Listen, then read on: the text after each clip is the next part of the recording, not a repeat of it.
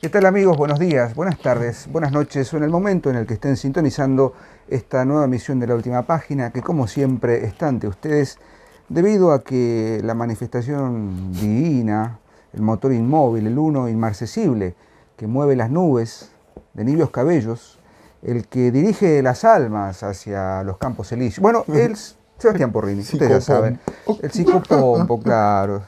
¿Cómo le va, Porrini? ¿Cómo le va, maestro? Ya a veces parece Sí, ya está. Varias aclaraciones. Hay gente que dice que parece que no le tengo respeto porque medio que es irónico. Bueno, no voy a aclarar nada sobre eso, creo. O sea, es obvio que no le tengo ningún tipo de respeto. Como verán, no hay ninguna tirria. intención, no hay tirria. Totalmente. Queremos hacer agradecimientos públicos a todos los que nos manifiestan su afecto y por supuesto a los muchachos de Pan en la Mano, que estuviste muy bien hace ya un tiempo, gracias. Pero después vamos a hacer alguna observación sobre este contacto, pero no en La Última Página, sino en otro espacio, si te parece, en alguna hora libre. Podemos charlar un poquito de este contacto, este crossover, como dicen algunos, con espíritus afines. Pero bueno, el tema de hoy no nos va a permitir irnos demasiado del eje. Muy bien. Hace tiempo que venimos tratando de pensar con Sebastián qué tipo de programas queremos hacer en La Última Página y bueno, venimos hablando de... Bueno, hemos decidido no hacer ningún tipo de programa. Claro.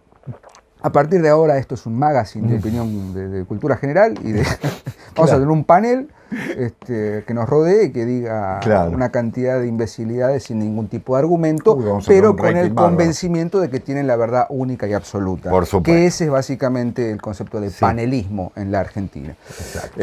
Bueno, fuera de todo tipo de imprecaciones, vamos a avanzar.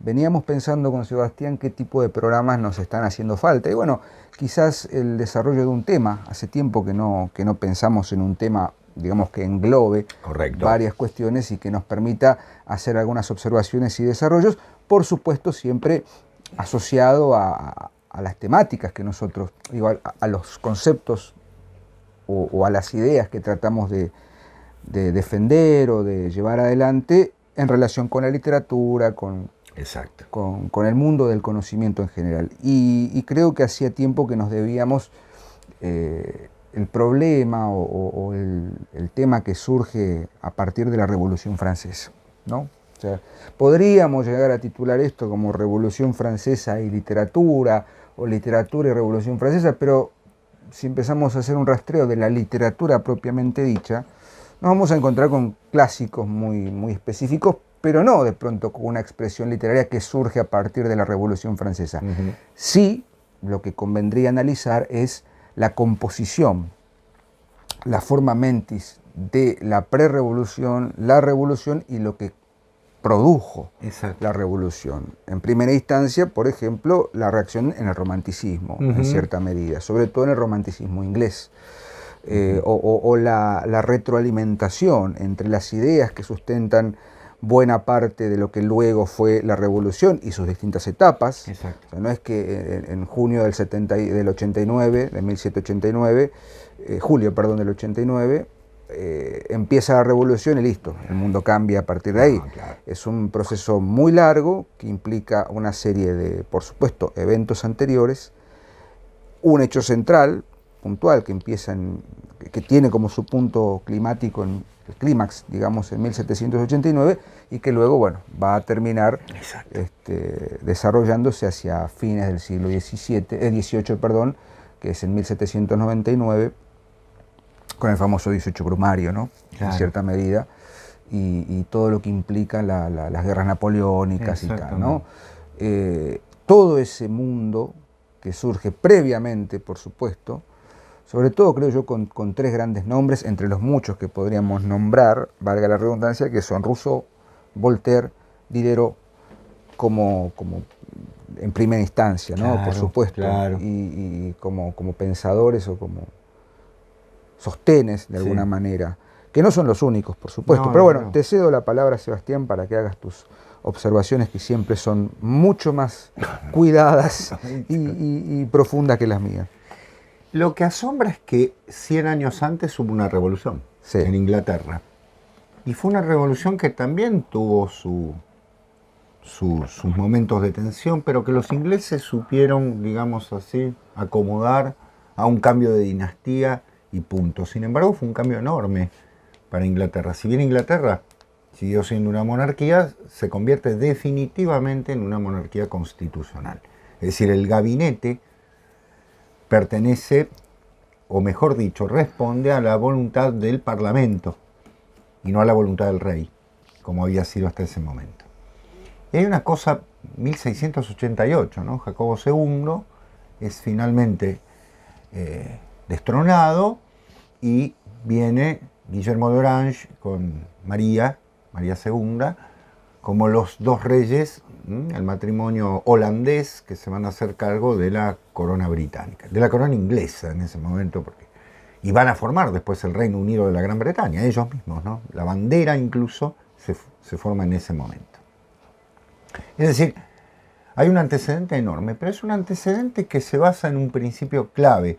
Piensen, el pensamiento político inglés, sobre todo desde Thomas Hobbes, ¿no?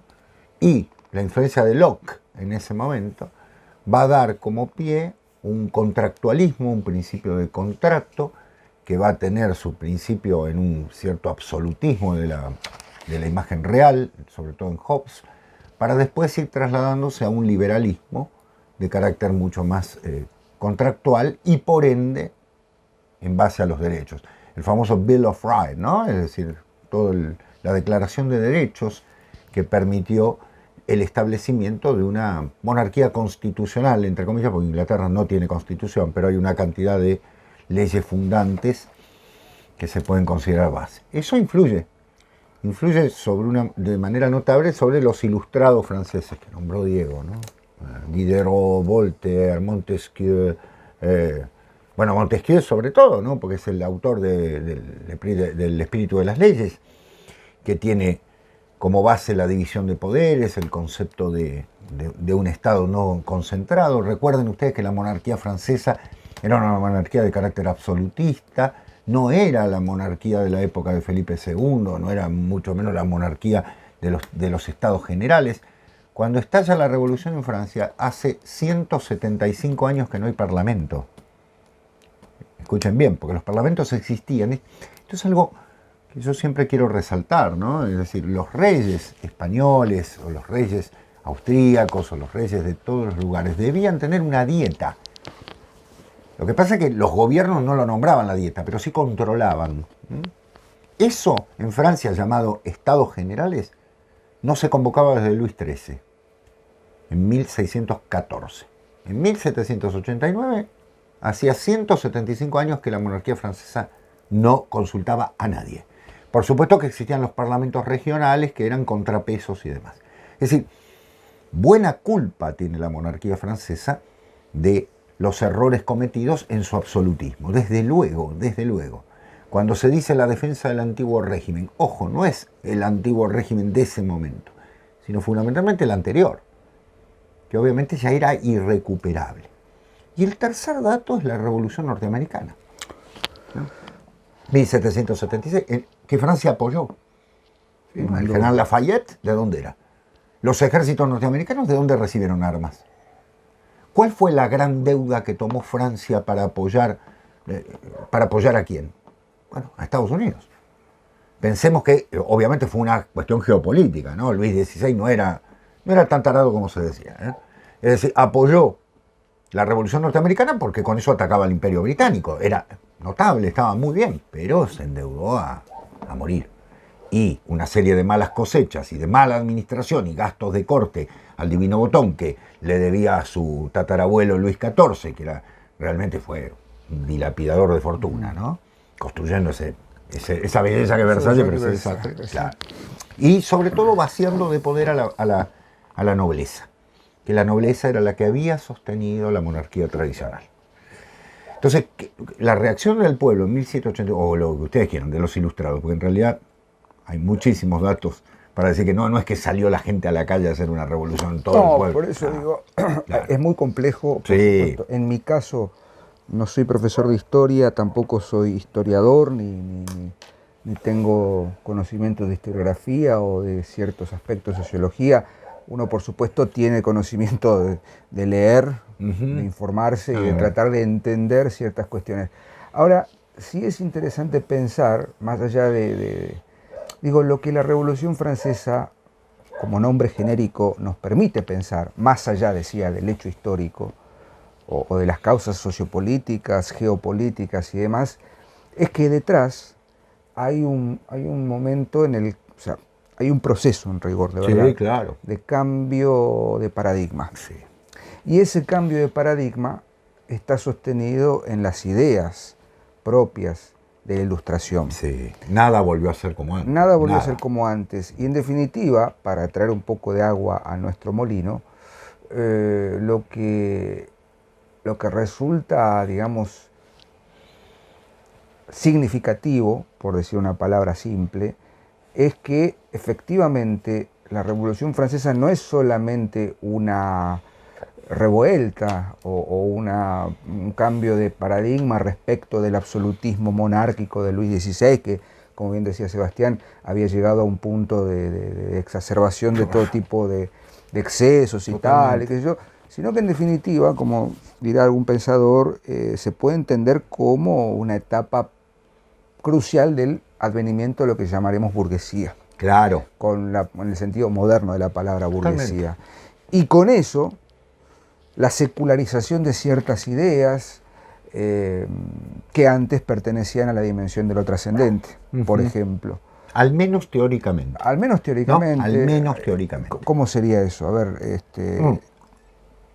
Lo que ocurre, Diego, es que a mí me cuesta, siendo monárquico, como lo he dicho mil veces, a mí me cuesta mucho entender que la monarquía francesa del siglo XVIII sea considerada una monarquía de trascendencia. ¿Por qué? Ahí está. ¿No es cierto? Uno mira el comportamiento de un Luis XV, y bueno, yo defiendo bastante a Luis XVI porque me parece la víctima, es una víctima, incluso quiso hacer reformas, no se lo permitieron, bueno, en fin, no hubo nadie que lo apoye en ese sentido, ¿no? Fue casi lo peor que le podía pasar a Francia a Luis XVI en ese momento. Pero volviendo a lo que vos me preguntas, yo creo que ya estaba viciado el sistema. O sea, no era un sistema que había existido en otras monarquías.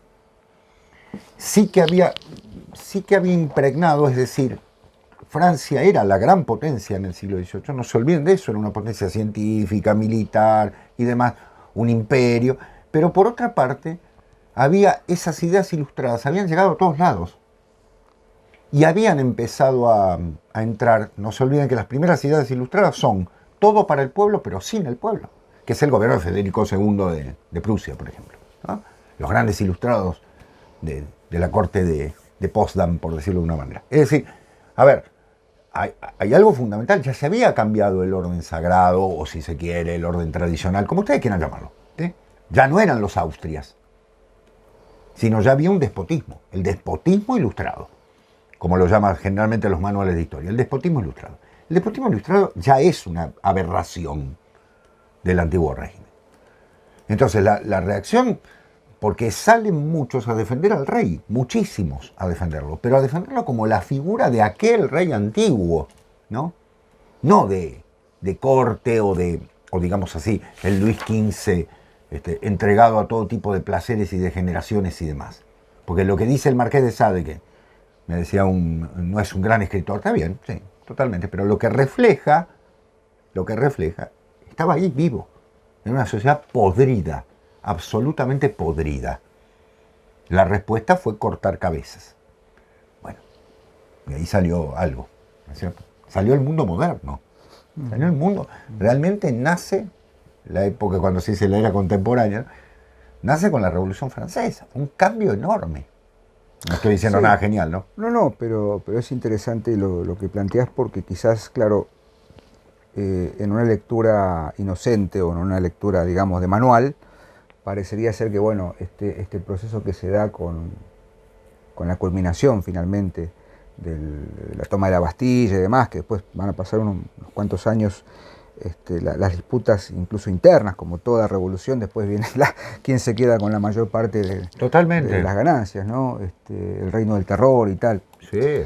Pero yo quiero destacar o señalar cuál fue, o tratar de esbozar algunas coordenadas en torno de esto que podríamos llamar pensamiento ilustrado o ilustración, en líneas generales, que circundaba, digamos, en las coordenadas propias de esa época, y tratar de hacer algún puente con qué pasó después, ¿no?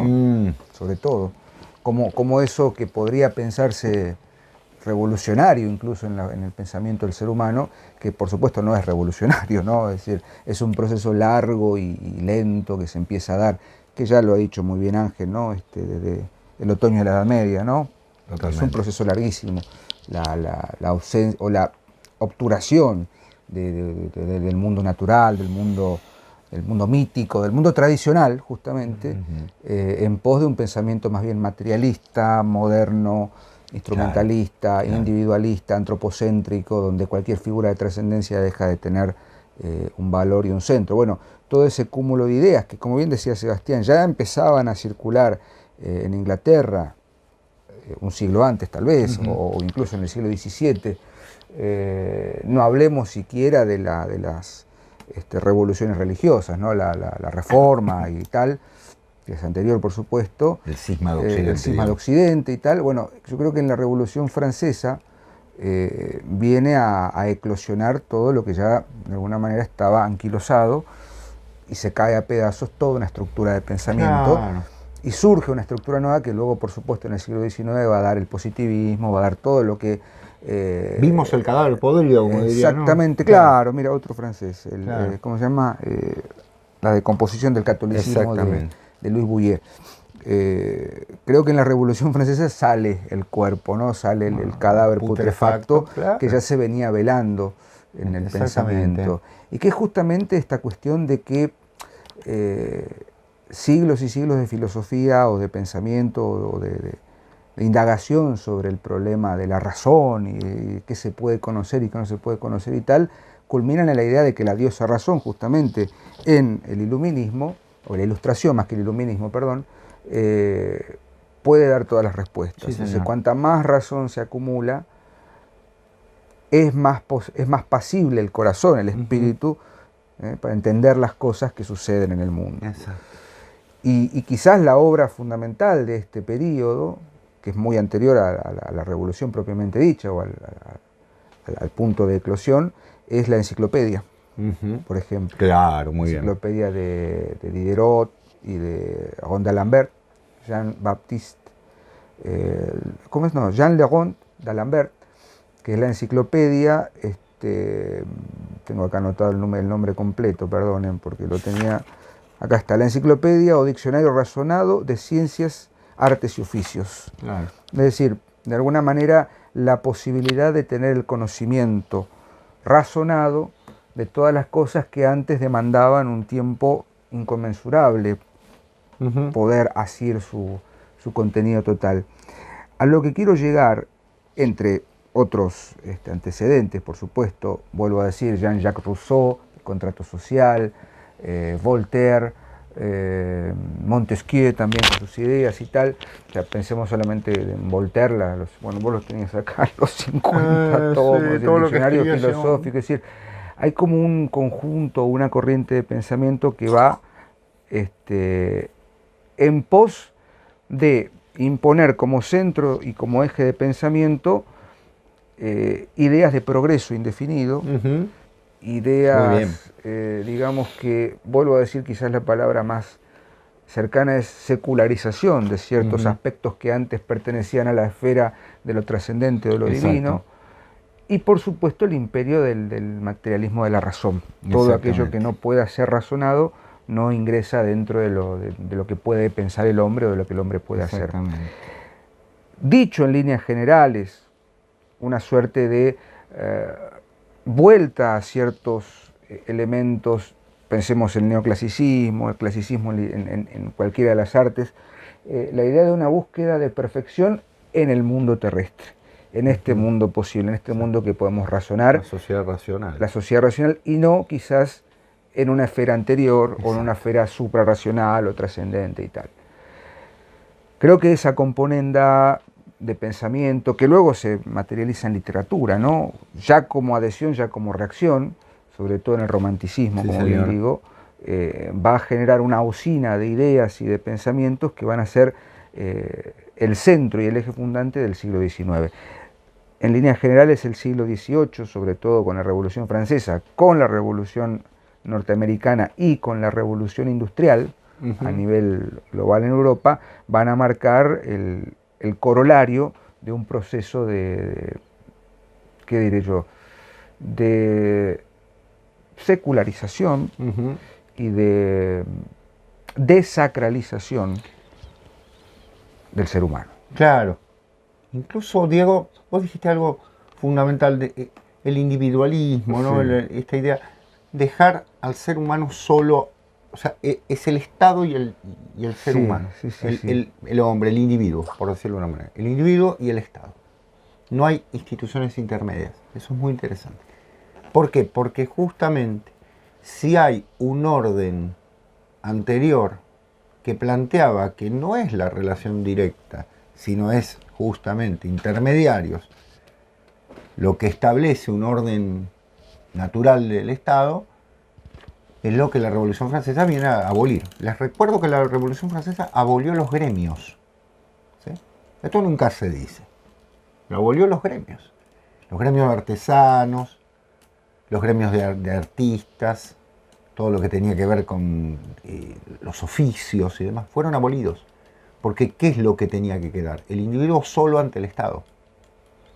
Paradoja, ¿no? Por supuesto, porque se venía, aparte porque se creía que el sistema gremial, que venía desde la Edad Media básicamente, o desde los colegios romanos, ¿no?, era un sistema de perversión en torno de un sistema racional que planteaba un individuo que sabía la ley y podía pararse ante el Estado y por lo tanto participar de él. O sea, un idealismo soberano, ¿no? Absoluto. Pero bueno, eso es lo que se hizo. Y las reacciones, que tampoco muchas veces se tienen en cuenta. Francia no fue una reacción absolutamente favorable a la revolución. Al contrario, el interior de Francia se opuso. Fue una revolución de París, la Revolución Francesa. Es París la que se revoluciona. Vean la reacción de los girondinos, vean la reacción de la Vendée, todas las reacciones a favor de la monarquía.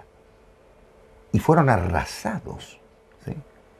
Muchos dicen que el crimen más importante político de la modernidad es el crimen de la Vendée. Inmediatamente la revolución lanza a los ejércitos a matar a mujeres, hombres y niños, así como vengan. Pues es un pueblo que se ha alzado en nombre de Cristo y del Rey. Lo peor que podía pasar en un momento, ¿no? En ese momento. Ahora, ¿eso quiere decir que uno defienda el régimen anterior? No, no. Porque, vuelvo a decirles, la monarquía francesa estaba podrida. Estaba absolutamente... De hecho, Luis XVI se había dado cuenta y había convocado en 1782-83 a los primeros intentos de reforma. Pero fue la misma nobleza la que dijo, no, estamos más tranquilos. Y la burguesía la que frenó, dijo, no, ¿cómo vamos a pagar más impuestos? ¿Es cierto? El rey dijo, hay que reducir los gastos, le dijeron que no. Nombró a Necker, que vino todo un intento de reforma, nada de eso avanzó. Por lo tanto, lo dejan solo ante el abismo, ¿no? 3 cosechas malas hicieron de Francia una miseria espectacular. El pan se cuadruplicó, había una inflación galopante y el fin, ¿no es cierto?, esperado. Pero la revolución estalló en París y fue un hecho parisino. De hecho, el rey no se entera. Está en Versalles, no se entera. Se entera posteriormente. O sea, la famosa toma de la Bastilla. ¿Cuánta gente fue? Si en la Bastilla había 2 presos. 2 presos había. O sea, no era que estaba la población encerrada. Fue una toma simbólica, me dirán, sí, desde luego, por supuesto. ¿Fogoneada por quién? Ahí viene el tema. Y vamos a decirlo, fue fogoneada por Inglaterra. El gran enemigo de Inglaterra en el continente, el país más poderoso, era Francia. El desarrollo de la industria en Francia era notable. Y para Inglaterra era un problema. Muy bien hecho, ¿no? Por supuesto, los ingleses lo hicieron a su favor. Pero fíjense cómo le impusieron una revolución, una república, no sé cuántos directorios, consulados y no sé cuántas cosas, que Después, obviamente, Francia reacciona, ¿no? Napoleón va a tener el gran enemigo en Francia, pero los franceses no cambiaron, los ingleses no cambiaron nada de sus instituciones. Sí, la nobleza, todo siguió. Claro, le imponemos al otro el desastre, ¿no? De hecho, los dos primeros escritos que hay sobre la Revolución Francesa, uno es el de Joseph de Maistre, fundamental, que lo tengo aquí, Consideraciones sobre Francia, y el otro es el Edmund Burke, el gran filósofo político inglés, que al analizar la Revolución, 1791, inmediatamente, analiza la Revolución y plantea justamente el desorden que se ha generado en Francia, que no venga a venir a Inglaterra, ¿no? De hecho, hubo un partido pro-francés en Inglaterra, lo borraron al minuto, le dijeron, chicos, vuelvan a hacer las papas y tomando cerveza, termínenla, eso no va a venir acá. ¿Mm? O sea, como una cosa, ¿no? se propaga, pero que no me toque a mí. Perdón, Diego. No, me parece interesante ir por ahí a los escritos inmediatos. ¿Tenés algo ahí sobre...? Mira lo que dice de Maistre, ¿no? Capítulo 5. Esto es de Maistre, ¿no? Y es el de Maistre furibundo, no es el de las velas de San Petersburgo. Se da en la Revolución Francesa un carácter satánico que la distingue de todo cuanto se ha visto y tal vez de todo cuanto se verá. Pobre de Maistre, no sabía lo que le esperaba.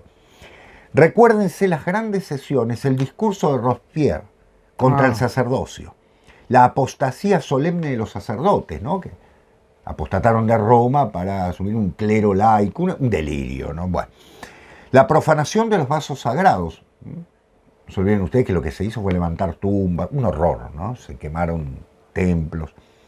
La entronización de la diosa Razón y esa multitud de escenas inauditas con que las provincias trataron de superar a París.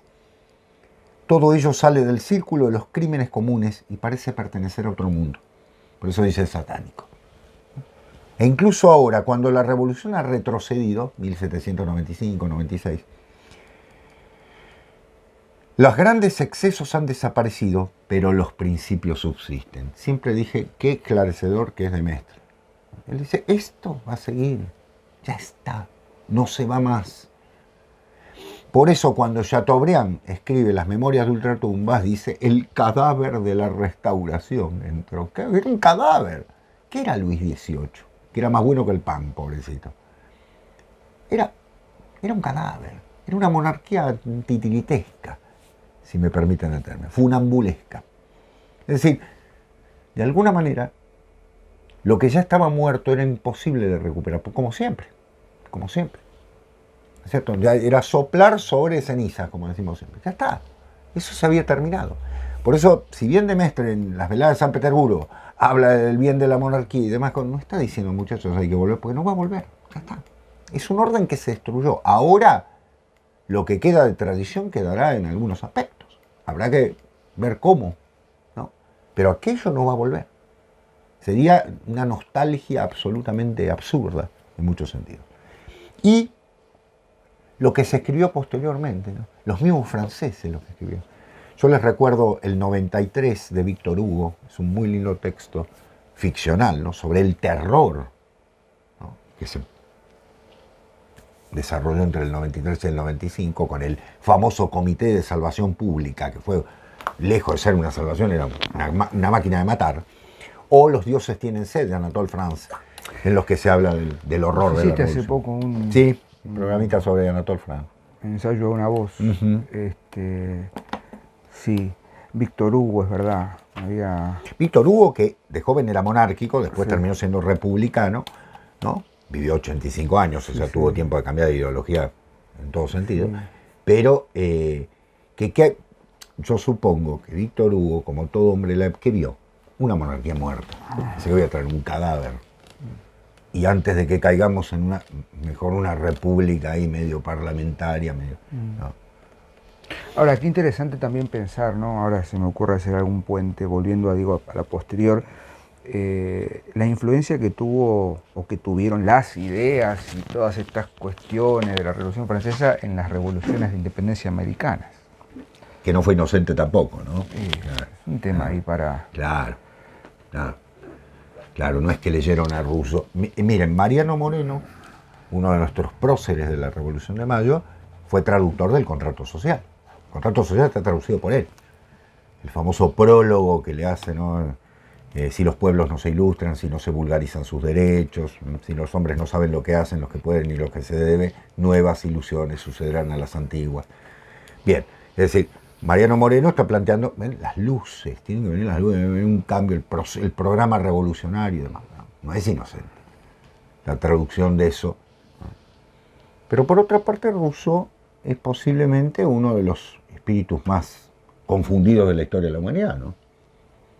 Porque a la vez lo que plantea es directamente un delirio tremens, ¿no? Es decir, una especie de democracia aplastando a las opiniones en contra, ¿no? Tiene que ser omnímoda, ¿no? Tiene que ser unívoca. Muy interesante, porque siempre se habla de la defensa del ser humano, el concepto del ser humano como individuo, como ciudadano, el famoso citoyen, ¿no? Que tiene todos los derechos y demás. Sí, todo bien. Pero la Declaración de los Derechos del Hombre, lo primero que habla es de la vida, y fue el sistema que más gente mató. Claro, o paradoja, ¿no? De hecho, Robespierre, ¿no? Danton, Saint-Just, todos murieron, ¿no? ¿Cómo Claro. no entendí nada? Les quedó un paréntesis entre los hombros, ¿no? Sí. Nada. ¿Sí? Sí, O sea, qué sí. sistema humano. Qué sistema donde la razón era el centro, ¿no? Y descabezar. Exactamente. Exactamente. Es admirable lo que Sebastián sabes respecto a este tema, pero... No, me gusta No, la y por historia. eso, sí, pero es interesante también ver que de alguna manera, sin ponernos en ningún tipo de camisa de 11 varas, pero hoy mientras leía un poquito, mientras anotaba algunas cuestiones, pensaba lo significativo que es una revolución, en este caso en Francia, o en cualquier revolución, ¿no? La Revolución de Mayo, la Revolución Rusa, sin ir más lejos, otro envío podríamos hacer, ¿no? Otra que tomó mucho en cuenta, Sí. muy en cuenta los errores de la Sí, Revolución sí, Francesa. sí. ¿No? La Pero- Revolución Rusa,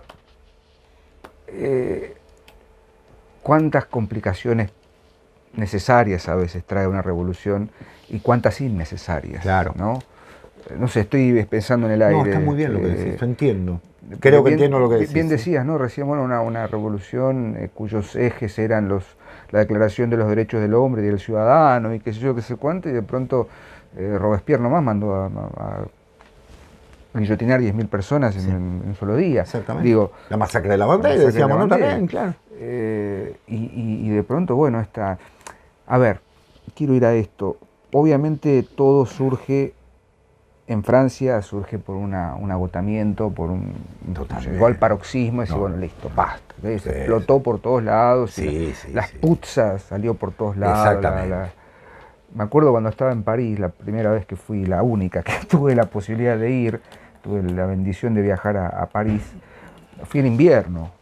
Y pasé mucho frío, hacía mucho frío. Sí, hace frío en París. en Y invierno. de pronto Es verdad. caminaba por los bordes del Sena, digamos, ¿Por los qué? Por Estaba los diciendo qué. francés.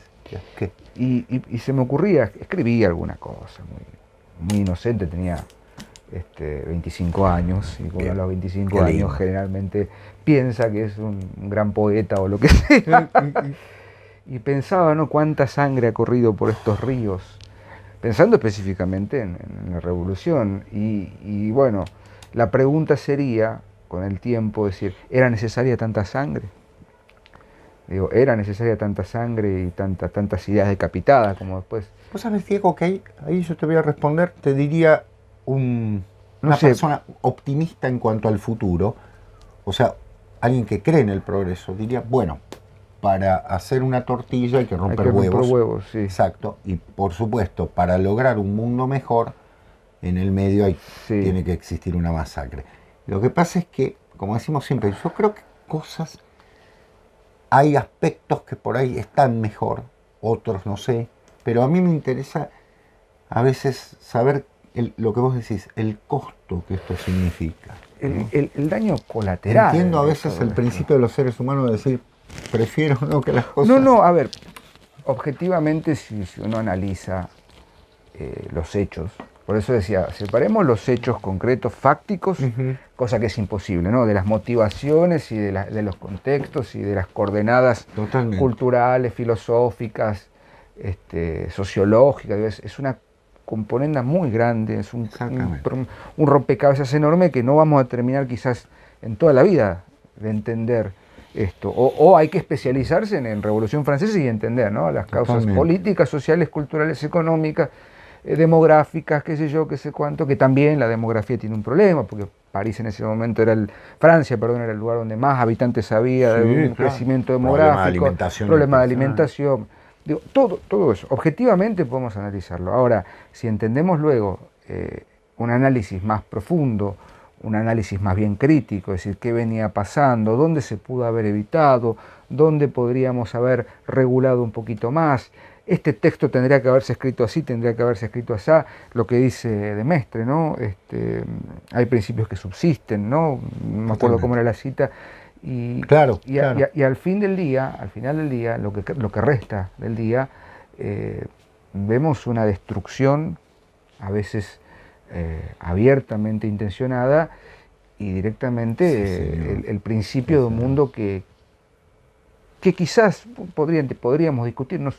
Algunos de ustedes pensaron, no, era mejor el progreso, era mejor la razón, era mejor. Tenemos, de hecho, amigos y seguidores. El mundo es el que es. Una mano en el cielo y otra en la tierra, una mano en la tierra y otra en el cielo, ¿no? A veces va para un querido amigo que tenemos en común.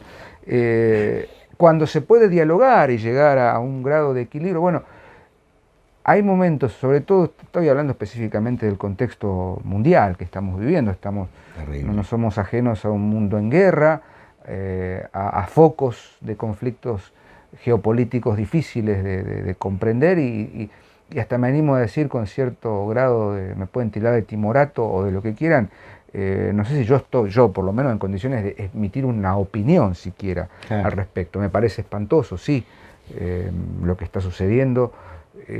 Y no es tan fácil como ponerse de un lado o de otro y analizar y tirar si la revolución fue buena o mala. O sea, esas categorías binarias de bueno o malo y tal no aplican. A lo que quiero ir es a esto. Cualquier fenómeno de cambio o cualquier revolución demanda una responsabilidad muy grande de quienes están detrás, porque quieran o no, muchísimas de las ideas que fueron surgiendo 100 años antes, incluso 50, 60 años antes, mal leídas, mal interpretadas, mal intencionadas, terminan convenciendo a una masa crítica de personas que las cosas son así cuando en realidad se quería decir otra cosa, ¿no? Como bien decías, Rousseau es un caso puntual, Voltaire es un caso puntual. En fin, no sé, me fui por las ramas, pero... Pero yo, para dejarlo un poco en claro y avalando lo que dice Diego, yo soy una persona crítica de la Revolución Francesa y creo que el resultado final, la destrucción de un orden que podría haber tenido otros aspectos, bueno, no voy a avalar nunca semejante sistema, pero valga decir que desde hace unos años los historiadores, sobre todo franceses, hay que decirlo, han empezado a revisar ciertos conceptos. Miren, yo me acuerdo en un libro de historia venía esto, Diario de Luis XVI, 14 de julio de 1789. ¿Qué anotó el rey? Nada. Claro, cuando uno ve que se está tomando la Bastilla y que el rey pone nada en su diario, ¿qué piensan? Este hombre es un idiota, vive aislado de la realidad, no se entera del país que está gobernando, ni se entera del desastre que está haciendo. Ahora, cuando uno descubre que eso no está anotado en el diario del rey, sino está anotado en su diario de caza, ese día había salido a cazar y puso nada, no cazó nada. ¿Ven cómo las cosas se pueden leer de otra manera? ¿Qué quiero decir? Había interpretación. María Antonieta es uno de los seres más denigrados de la historia. Y solo basta leer a Stefan Zweig para darse cuenta que María Antonieta no solo fue una víctima de la corte francesa, que era lo más desagradable que podía existir, sino fundamentalmente vilipendiada. Porque cuando se dijo a falta de pan buenas son tortas, que salió ella, no se estaba riendo. Ni les estaba diciendo no tienen pan, coman tortas. Salió con tortas en la mano, que era lo que encontró en el palacio. a dárselo a la gente. No es que les dijo, vayan a comer tortas. Salió con las tortas que había, dijo, a falta de pan, buenas son tortas. ¿Me explico? Sí, exactamente. Entonces, no, igual no me iba a ese lado. Estoy pensando en otra cosa. Que... Entonces, cuando uno empieza a rever la historia, dice, a ver, no era blanco o negro. O cuando se entera que la Bastilla fue tomada por 20 y pico de personas, y no por hordas populares, ¿no? ¿Quiénes eran? O casualidad pertenecían a un grupo de una élite de carbonarios, por decirlo de una manera.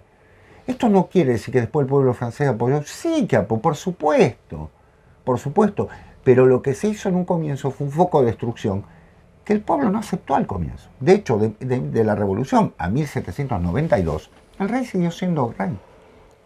Con los poderes recortados, con el proceso de constitución, Mirabeau propone una constitución, siempre con el rey como jefe de Estado. El error cometido en Valence, cuando el rey intenta huir, fue lo que le hicieron ver como un traidor y demás, porque obviamente el tipo no sabía cómo llevar adelante un país que se deshacía, dijo, bueno, pido ayuda a las fuerzas exteriores, a las potencias exteriores. Equivocadísimo. Aparte todos los reyes absolutistas diciendo, no, calma la situación porque se nos viene a nosotros. Pero en el fondo hay que intentar ver toda la documentación, no solamente una parte. Porque fue una época de sangre brutal. Y esto que decís, Sebastián, me parece genial. Yo no vuelvo a decirte, es admirable y respetable lo que sabes, ¿no? Pero diste en el clavo con algo fundamental en lo que acabas de decir. Hay que mirar el todo. Pero mirar el todo te puede llevar mucho tiempo. Mucho tiempo. Y es tan grave, en momentos álgidos, en momentos donde el mundo está tan convulsionado, donde hay un momento en el que visualizamos, los que somos creyentes de una fe determinada, visualizamos un momento culmine, un momento casi, bueno, lo hemos dicho más de una vez, Kali Yuga y tal, vemos una cosa, bueno, no podemos ser inocentes y decir, bueno, va a ser así, tenemos que ver toda la totalidad. En un mundo convulsionado, en un mundo que está llegando a un paroxismo, en un mundo que está llegando a un hartazgo, a nivel local y a nivel mundial, ¿no? A nivel global, es muy peligroso, me parece, quedarse con esas fragmentaciones. Sí. Entonces digo, un poquito más de conciencia histórica y de conciencia cultural de la historia del ser humano y menos Twitter. ¿No? Y menos qué locura. O menos memes, ¿no? Que yo disfruto, los recibo, me río, me atoreza, pero hay también un grado de intencionalidad y de simplificación de las cosas, que en una síntesis humorística o en un tuit de 140 caracteres puede parecer una cosa, pero luego llevado eso como única fuente de la realidad o como conjunto de fuentes de lo real, es muy peligroso. No sé por qué dije esto, disculpen, me parece que acordar algo que me pasó exactamente con lo de los muchachos de Pan en la Mano. Hubo gente que subió un fragmento de lo que yo dije a una red y claro, sacado de contexto, parece algo, yo dije que estaba en contra de la educación obligatoria. O sea, me vinieron todos al humo. Digo, síganlo viendo. Claro, ahí que yo no contesto, que eso. Síganlo viendo. Si ven toda la idea, supongo que van a decir, por esto. Miren, para cerrar, vamos a ir al maestro, San Roberto Calasso, como decimos siempre. Si consiguen La ruina de Cash, no hace falta verla completa, si la pueden leer completa, genial, es un libro maravilloso, pero hay algo clave. El personaje clave de ese es Talleyrand. El príncipe de Talleyrand fue realmente, como dijo Napoleón, lo dijo Napoleón, y lo que voy a decir, por favor, yo no digo malas palabras, ¿no es cierto, profesor? Era una mierda en medias de seda, ¿sí? Pero Talleyrand sirvió a Luis XVI, a la Revolución, al Consulado, al Imperio y a la Restauración. Es el político perfecto, se dio vuelta, el panqueque genial, iba y venía a todos los sistemas. Pero al final de su vida, es el único que puede hacer entrar a los recién venidos, a los parvenus, como dicen, a los recién venidos, ¿no? Que no saben caminar en un palacio, él sí porque era un noble, y había servido a todo y sabía lo que era la política, ¿no? Entonces, el que había besado la mano de Luis XVI fue el que lo traicionó, siendo obispo, miembro de la iglesia. En fin, bueno, un poco desprolijo al principio, pero un poco más ordenado al final. Este programa llega a su fin. Agradecemos allí a los que nos han visto. Sí, tenemos que ir a trabajar, a ganarnos el pan. Nos vemos el próximo lunes, tal vez. Sí, nos vemos el próximo lunes en una nueva emisión de La Última Página. Como siempre, Sebastián, gracias por abrirme la puerta. Gracias a vos, Diego. Por permitirnos entrar a sus hogares, queridos radioescuchas. En fin, a seguir leyendo, a seguir pensando y por supuesto esto es infinito, es un tema que da para mucho más y seguramente volveremos con alguna reflexión en torno de... Y se viene el ciclo de revoluciones y literatura. No, mentira. Puede ser, no lo sabemos. Gracias por estar ahí, que tengan buena semana. Chau. Adiós, gracias.